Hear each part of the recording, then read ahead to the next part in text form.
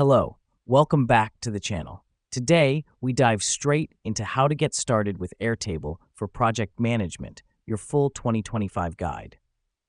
First things first, to get started, you need to create an account on the Airtable website. It's a simple process. Just enter your email and create a password. Now, why is this important? Well, without an account, you can't access the amazing features that Airtable offers for project management. Now that we've done that, the next step is to create a new base. You can do this by clicking on the Add a Base button and selecting Start from Scratch.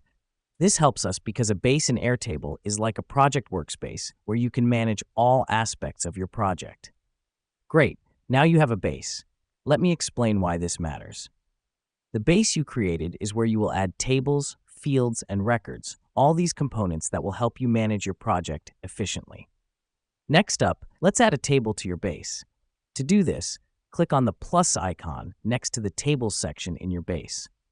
Now, name your table something relevant to your project.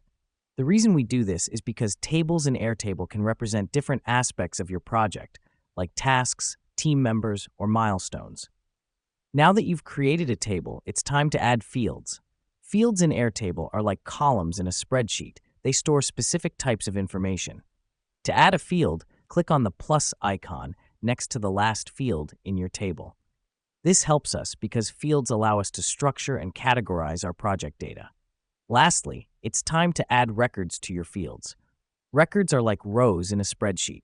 They represent individual items within each field. To add a record, you simply click on the plus button at the bottom of your table. Here's what's happening behind the scenes. Each record you add represents a single task, person, or item in your project.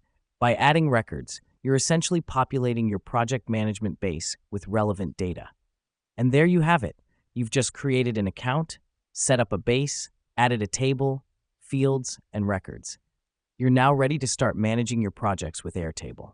Remember, it's all about simplifying your project management process. Thanks for tuning in, and stay organized.